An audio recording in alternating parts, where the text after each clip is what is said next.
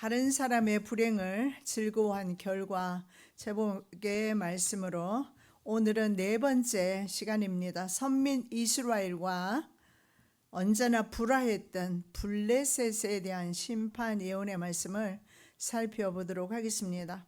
자, 이스라엘 주변 적성국가 네 번째가 바로 블레셋입니다. 현재 팔레스타인으로 불리는데 원래는 팔레스타인의 지명이 바로 필리스틴, 블레셋에서 유래된 것으로 이주자, 이민자, 외국인 이런 뜻이 있습니다. 실제로 이 블레셋 사람은 원래 지금의 팔레스타인 지역에 살던 사람이 아니고 해양 민족이었습니다. 크레테라는 섬에서 살던 사람들이 이주해서 왔습니다. 그래서 그들을 바로 블레셋이라 불렀고 지금은 팔레스타인, 필리스틴이라고 그렇게 불려주고 있습니다. 그런데 지금 이스라엘 영토 안에서 실제로 아랍인들이 가자 지구와 서한 지구에서 외국인처럼 이스라엘 법의 보호를 받지 못하고 실제적으로 지금 또 살아가고 있는 것을 볼 수가 있습니다. 왜냐하면 그 땅은 하나님께서 이스라엘 백성에게 준 땅이었고 원래 블레셋 사람들의 땅도 아니었던 사실을 볼 수가 있습니다. 자, 15절입니다. 나주 여호와가 말하노라. 블레셋 사람이 옛날부터 미워하여 멸시하는 마음으로 원수를 갚아 진멸코자 하였도다. 자, 이 블레셋 사람들과 유대인들의 관계를, 이스라엘 백성과의 관계를 보여주는데 이 블레셋 사람의 죄도 에돔의 죄와 같습니다. 오래전부터 이스라엘의 원수를 갚아서 이스라엘을 진멸시키고자 하는 그런 노력을 해왔습니다. 옛날부터 오래전에부터 적대 관계에 블레셋과 이스라엘이 있었다는 사실을 알 수가 있는데, 그러면 그 옛날이 언제인가? 바로 이스라엘이 국가로 형성되기 전입니다. 족장 아브라함 시대부터 가나안 지역에 정착해서 살던 민족입니다. 그리고 아브라함 이후에 400년이 지났을 때쯤에서 이스라엘 백성들이 출애굽해서 가나안 땅에 들어오게 돼요. 그때부터 이제 그들은 경쟁 관계에 들어갔다고 보여집니다. 그래서 블레셋은 이스라엘을 늘 경쟁자로 생각을 했고 적대감으로 늘 대했다는 사실을 알 수가 있고, 그 앙심은 미래에도 풀지 않은 영원한 증오심이었다라는 사실을 알 수가 있습니다. 자, 이 블레셋이라는 민족은 어느 나라 그러면은 누구의 후손일까 보면 애굽도 마찬가지로 노아의 아들 함의 후손이다. 창세기 10장 6절에서 그리고 13절에서 14절에 그 내용이 나와 있습니다. 굉장히 호전적인 민족이었어요. 그래서 출애굽했던 백성들이 정말 두려워했던 민족이 바로 이 블레셋 사람이었습니다. 그래서 하나님께서는 이스라엘 백성이 전쟁을 하며 애굽으로 돌아갈 생각을 할까 해서 블레셋 지역은 우회시켜서 홍해로 진행하게 합니다. 자, 이 블레셋은 5지역으로 되어 있습니다. 이 가사가 오늘날의 가자 스트립이라고 그랬습니다. 아스돗, 아스글론, 에글론 5지역으로 나뉘어서 5 왕들이 이 좁은 지역을 통치했던 것으로 보여집니다. 그래서 5 도시로 나누어져 있으면서도 연합국가 그런 형식의 체제를 갖추고 있었습니다. 자, 사사시대에는 삼갈과 입다 그리고 삼손 때까지 이스라엘을 계속 위협했던 민족입니다. 그리고 엘리 제사장 시대에 블레셋과 전쟁을 하게 됩니다. 엘리 제사장 때 전쟁을 하게 되는데 이때 법궤를 앞세우고 나가면 전쟁에서 이길 것이라 생각하고 법궤를 가지고 나갔다가 엘리의 2 아들은 전사하고 법궤마저 빼앗기게 되는 수모를 당해요. 그래서 법궤가 스스로 나중에 어떻게 합니까? 스스로 자기 지역을 찾아옵니다. 왜냐하면 가는 곳마다 법궤가 이르는 곳마다 재앙이 이릅니다. 사람들이 죽어나가고 다곤 신상이 부러져 버리고 이런 재앙이 오면서 이것이 바로 이 법궤 때문이다 생각하고 법궤를 수레에 매여서 베스메스라는 곳으로 가면 이게 하나님으로부터 온 것이다 했는데, 정말 동물들이 말입니다, 베스메스로 곧장 올라가요. 좌로도 우로도 뒤로도 돌아보지 않고 전나는, 그러니까는 새끼들이 있지만 암소 2마리가 끌고 올라가죠. 그때 바로 사건입니다. 그리고 나서 사무엘이 이제 사역을 감당하면서 미스바에 모여서 대성회를 개최하게 됩니다. 우리 모두 회개하자, 그리고 하나님 앞에 기도하자, 금식으로 기도를 하게 됩니다. 그랬을 때 블레셋 사람이 이것을 전쟁 준비로 생각하고 공격을 하려 했을 때 하나님께서 바로 하늘 나라에 저장되어 있는 우레를 보내셔서 그들을 물리쳐 주세요. 자, 이스라엘 백성들은 블레셋으로부터 군사적 위협을 차단하기 위해서 사무엘에게 왕을 요구합니다. 블레셋 사람을 차단하기 위해서 왕을 요구하는데, 하나님께서 왕을 요구했을 때 진노하셨던 이유 중에 하나입니다. 그들이 왕이 없어서 패한 것이 아니라 왕은 계시는데 그 왕을 잘 섬기지 못해서 패했습니다. 그런데 그들이 생각했을 때는 이방 나라에는 왕이 있는데 우리는 왕이 없어서 그렇다, 그렇게 해서 세운 사람이 바로 사울입니다. 그래서 이스라엘 백성들이 블레셋 사람을 한번 대적해보고자 하나님께 왕을 구하게 됩니다. 자, 초대왕 사울은 블레셋과의 전쟁에서 어떻게 됩니까? 그들이 그렇게 소망하고 사랑했던 왕을 세워줍니다. 그 사람이 바로 사울인데, 사울도 역시 마찬가지로 마지막에는 하나님보다는 자신의 이익을, 하나님을 오히려 이익의 재료로 도구로 사용하게 됩니다. 예배를, 제사를 백성들이, 군사들이 흩어지니까 사무엘이 이래를 기다리라 하는 명령을 기다리지 않아요. 그러니까는 하나님의 목소리를 듣는 것보다 자신의 방법대로 제사를 드린 겁니다. 그렇게 함으로써 하나님께서 책망하십니다. 순종이 제사보다 낫다.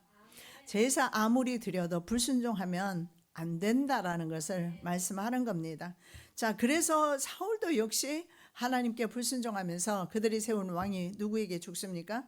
블레셋 사람과의 전쟁에서 패전하게 되고 세 아들마저 다 죽게 돼요. 참혹하게 끝나버립니다. 블레셋은 다윗 시대에 완전하게 정복당해요. 믿음의 사람 다윗에 의해서. 그래서 환경이 극성을 피우거나 득세했을 때 우리는 조용히 주님 앞에 무릎을 꿇는 겁니다. 자기 힘으로 해봤자 소용없고, 그리고 무엇을 의지해봤자 그것도 역시 소용없습니다. 하나님께서 한번 대적하기로 하면 하나님을 대적할 사람이 없기 때문에 그렇습니다. 언제나 하나님은 우리보다 능력 많으시고 힘이 있으시고 권세 있으시기 때문에 그렇습니다. 다윗은 진 적이 없다고 말씀을 성경에서 말씀하고 있습니다. 그런데 블레셋도 마찬가지입니다. 블레셋도 정복을 해요. 이후에 다윗이 블레셋 사람을 쳐서 항복받고 블레셋 사람의 손에서 메덱 암마를 빼앗으니라. 여기에서 다윗은 물론 굉장히 용사였습니다. 굉장히 출중한 그런 용사였지만 그가 바로 전술에 뛰어나거나 아니면 군사적 우위에 있어서가 아니라 바로 다윗의 승리는 하나님을 인정하는 삶을 살았기 때문입니다. 자, 블레셋이 분열 왕국 시대 요람 통치 기간에 아라비아 사람들과 함께 침략하게 됩니다. 분열 왕국은 남왕국 북왕국 시절입니다. 여호람이 남쪽의 여호람 왕이 통치할 때, 그래서 왕궁의 보물과 여호아하스 외 모든 왕자들과 왕비를 사로잡아가는 사건이 역대하 21장 16절에서 17절에 나와 있습니다. 그리고 아하스 왕의 통치 기간에는 유다 평지와 남방 성읍들을 공격하여 점령하고 주민들을 그곳에 자기의 주민들을 살게 하는 것이 역시 역대하 28장 19절에서 20절에 나옵니다. 자, 여기에서 우리가 볼 수 있는 것은 다윗은 분명히 그들에게 조공을 받았습니다. 그런데 다윗의 이후의 왕들 시대는 계속해서 블레셋에게 항복당하는 모습을 보게 됩니다. 이것은 우리가 하나님 앞에 순종하지 않을 때 환경에 항복당하는 비참한 그런 인간의 모습인 것을 볼 수가 있습니다. 어쩌면 바로 죄와 사망에 정복당한 인간의 모습이기도 합니다. 자, 그들의 죄에 대한 벌은 에돔의 벌과 같습니다. 멸망당하는 내용이 예레미야 47장에 잘 나와 있어요. 그 중에 예레미야 47장 1절에 블레셋 사람에 대한 선지자 예레미야에게 임한 여호와의 말씀이 어떤 내용이냐면 바로가 가사를 칠 것을 말합니다. 오늘날 이집트가 가자 지구를 칠 것을 말씀하는 거예요. 왜냐하면 지금 이집트가 특이하게도 이집트가 전에는 가자 지구도 점령했지만 이스라엘이 다시 빼앗기지 않습니까? 원래 이스라엘 영토였으니까요. 그대로 환원이 되어버렸는데 원래 바로 이집트 영토에 보면은 영토 안에 가자 지구가 포함되어 있는 것을 보게 되는데, 자, 이때 아마 이 바로 왕이 이집트 바로 왕이 가자 지구를 쳤다라고 말씀을 하고 있습니다. 자, 역사가 헤로도투스가 이 사실 예레미야 47장에 나와 있는 그 내용의 말씀을 증언합니다. 기원전 609년 애굽 왕 바론 느고가 북쪽으로 진군하면서 이것을 막았던 유다 왕이 있어요. 그 왕이 바로 요시야 왕입니다. 자, 이때 무기또에서 바로 요시야가 막으려고 나왔다가 결국은 전사하게 돼요. 그때가 바로 609년인데 열왕기하 23장 29절에 나와 있어요. 자, 요시야를 죽인 후에 느고는 어디로 가느냐 하면 카디티스가 바로 가자입니다. 카디티스 성을 정복했다라고 헤로도투스 역사가가 증언하고 있습니다. 자, 다음에는 16절입니다. 그러므로 나주 여호와가 말하노라. 내가 블레셋 사람 위에 손을 펴서 그렛 사람을 끊으며 해변에 남은 자를 진멸하되, 여기 그렛 사람이죠. 이 그렛 사람이 바로 크레테라는 섬에서 온 사람이라는 뜻입니다. 블레셋 사람 위에 손을 펴서 바로 크레테 사람을 내가 끊으며 해변에 남은 자를 진멸한다. 해양 민족이라고 했지 않습니까? 그래서 이 그렛 사람은 블레셋 사람을 대표하는 이름이다. 원래 크레테 섬 사람이기 때문에 그렇게 불려져요. 그래서 그렛 사람이라는 그 자음이 케레팀입니다. 케레팀. 이 케레팀이라는 말의 뜻이 뭐냐면 끊는다라는 단어가 의미와 같습니다. 끊으며. 그래서 블레셋 사람에 대해 심판이 이 크레테의 사람을 여기에 그렛 사람을 끊으며 이렇게 말하지 않습니까? 그렛 사람을 끊으며 하는데 우리 성경 한글 성경은 그리스로 나와 있지만 원래 영어에는 크레테라고 불러야 맞는 민족이잖아요. 그래서 이 크레테라는 이름, 크레테에서 나온 그 이름에서 이름이 바로 나온 단어가 케레팀인데 그 이름의 의미가 끊는다라는 의미가 있다. 결국은 그 자신의 그 이름의 근거에서 하나님께서 끊어버리겠다라는 것을 말씀합니다. 하나님께서 지금 언어 유희를 사용하고 계신 겁니다. 에스겔을 통해서 블레셋 사람에 대한 심판이 반드시 이루어질 것인데, 너희들이 크레테 섬 사람이냐? 크레테 내가 반드시 끊겠다. 크레팀 내가 반드시 끊겠다. 이것을 케레팀이라는 단어를 통해서 말씀하고 있어요. 자, 갑돌도 마찬가지입니다. 크레테를 의미하는 같은 단어입니다. 크레테 출신으로 바로 블레셋의 일부로 흡수된 그렛 사람을 가리키는 단어입니다. 그래서 갑돌이라고 하기도 하고 크레테, 그렛 같은 의미로 보시면 되겠습니다. 자, 블레셋에 속한 주된 구성원들 중에 하나입니다. 그런데 이 갑돌 사람들이, 크레테 사람들이 군사적으로 가장 용맹했던 집단이었음을 성경에서 말씀하고 있습니다. 여호와께서 가라사대 이스라엘 자손들아, 너희는 내게 구스 족속 같지 아니하냐? 내가 이스라엘을 애굽 땅에서 블레셋 사람을 갑돌에서 아람 사람을 길에서 올라오게 하지 아니하였느냐? 여기에서 바로 이 갑돌 사람들에 대한, 갑돌에서 아람 사람의 길에서, 이 사람들을 가리키면서 이 사람들이 굉장히 군사적으로 강력한 그런 군사력을 지녔던 민족임을 보여주고 있습니다. 자, 이들은 다윗 시대 때는 이 갑돌, 크레테 사람들 말입니다. 크레테 사람들이 유대의 용병으로 다윗의 후위병 역할을 했던 그래서 다윗 군대에 굉장히 중추적인 역할을 했던 사람들이 크레테 사람이었어요. 왜냐하면 이 크레테 해양 민족이 굉장히 군사력이 뛰어났고 군사적 기술이 있었기 때문에 그렇습니다. 여호야다의 아들 분나냐는 그렛 사람과 블렛 사람을 관할하고 다윗의 아들들은 대신이 되니라. 요압은 이스라엘 온 군대의 장관이 되고 여호야다의 아들 분나냐는 그렛 사람과 블렛 사람의 장관이 되고 그렛 사람 나오죠.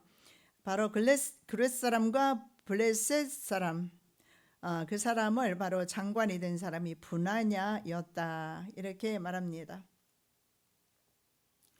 자, 블레셋은요 이웃 국가 예루살렘의 멸망을 보면서도 에돔 족속과 모압이나 똑같습니다. 깨닫지를 못해요. 그래서 역사의 아이러니입니다. 조상들이 망하는 것을 보고도 그대로 그 구습을 답습한다는 거죠. 왜냐하면 부모들의 말을 듣지 않고 부모들의 행위를 본받기 때문에 그렇습니다. 가르침은 본받지 않는 대신에 그들의 나쁜 행위는 본받기 때문에 그렇습니다. 그래서 멸망을 당해서 땅에서 역시 끊어지게 됩니다. 어쩌면 이렇게 생각했어야 합니다. 저 바벨론 군대가 왜 우리만 두었겠느냐, 우리도 멸망시키지 않겠는가 하는 두려움을 가져야 하는데 알지를 못하고 깨닫지를 못해요. 자, 예레미야 선지자는 바벨론 군대의 동장을 이렇게 말합니다. 물이 북방에서 일어나서 범람하는 시내처럼 될 것이라고 말씀하고 있습니다. 여호와께서 이같이 말씀하시되 보라 물이 북방에서 일어나 창이라는 시내를 이루어 그 땅과 그 중에 있는 모든 것과 그 성읍과 거기 거하는 것 자들을 엄몰시키리니 사람들이 부르짖으며 그 땅 모든 거민이 애곡할 것이라. 예레미야 47장 2절에서 말씀하고 있습니다. 자, 무섭게 밀려오는 바벨론 군대의 공격으로 아비의 손이 풀려서 뒤에 처진 자녀를 돌아볼 경황이 없게 됩니다. 아버지 혼자 도망가는 것을 지금 묘사하고 있는 거예요. 자식을 버리고 그런 모습을 지금 말씀하고 있는 거예요. 예레미야 47장 3절입니다. 힘센 것에 굽치는 소리와 달리는 병거바퀴에 울리는 소리에 아비 손이 풀려서 그 자녀를 돌아보지 못하리니. 부모가 자녀를 돌아보지 못할 지경까지 갔으면 얼마나 급한 지경이겠습니까? 이렇게 블레셋도 멸망하게 될 것을 성경에서 말씀하고 있고, 여러분 인류 역사의 주인은 하나님이심을 우리가 지금 보고 있는 겁니다. 자, 예루살렘 멸망 후에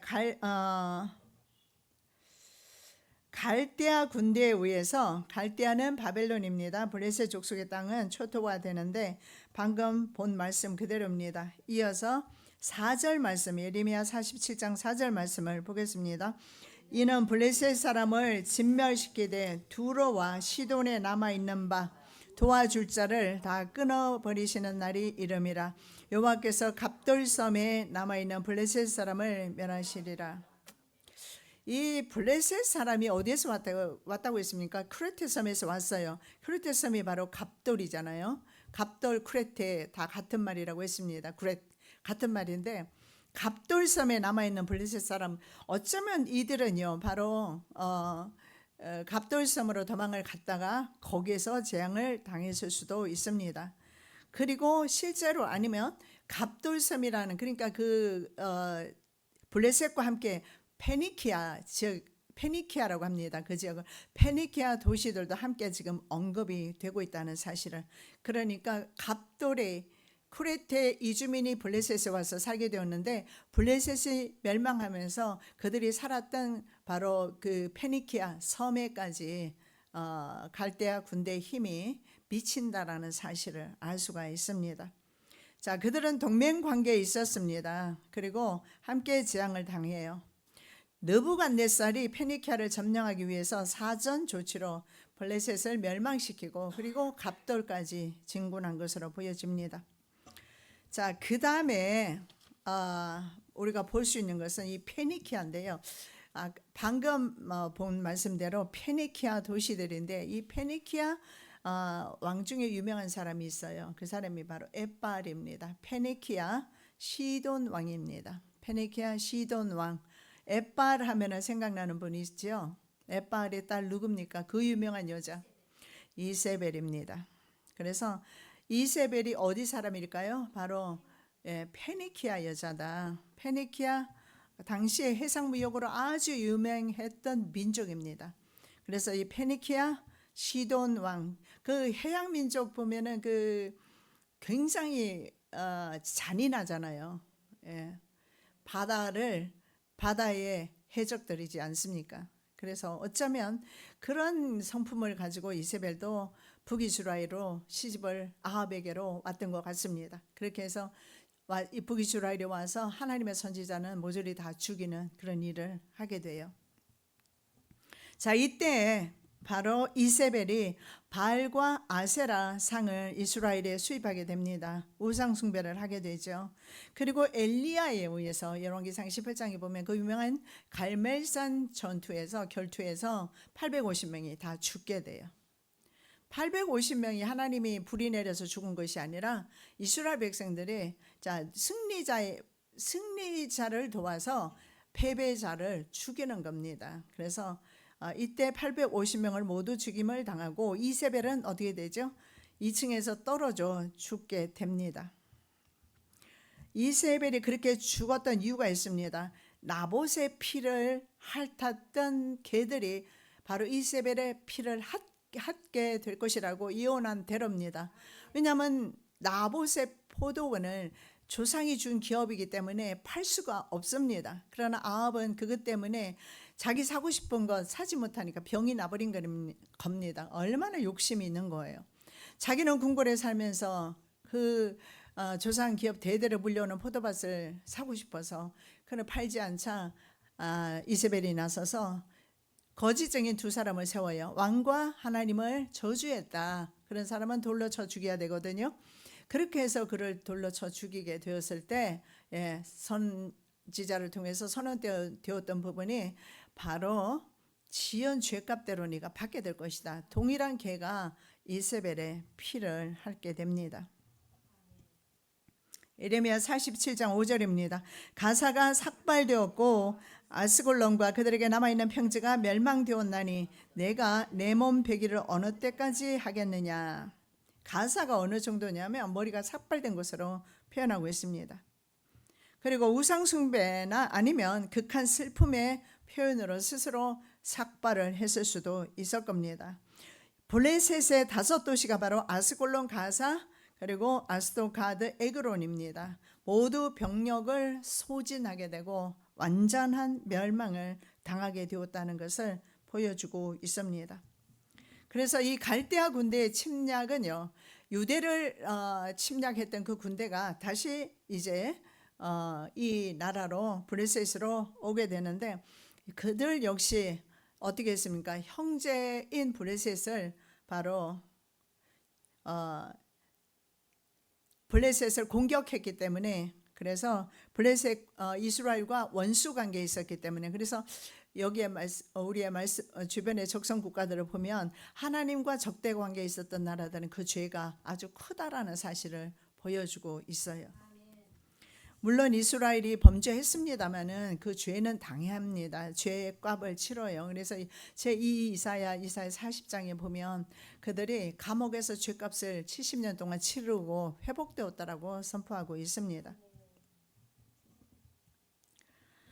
분노의 책벌로 내 원수를 그들에게 크게 갚으리라. 내가 그들에게 원수를 갚은즉 그들이 나를 여호와인 줄 알리라 하시니라.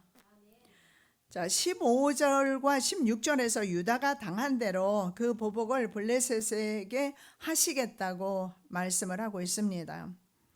자, 사도 바울은 로마서 12장 9절에서 우리가 친히 원수를 갚지 말고 하나님의 진노하심에 맡기라고 말씀합니다. 왜냐하면 원수 갚는 일이 인간에게 있는 것이 아니고 주께 있다. 그래서 우리가 원수가 있어도 원수는 용서의 대상이다라는 사실을 알 수가 있습니다.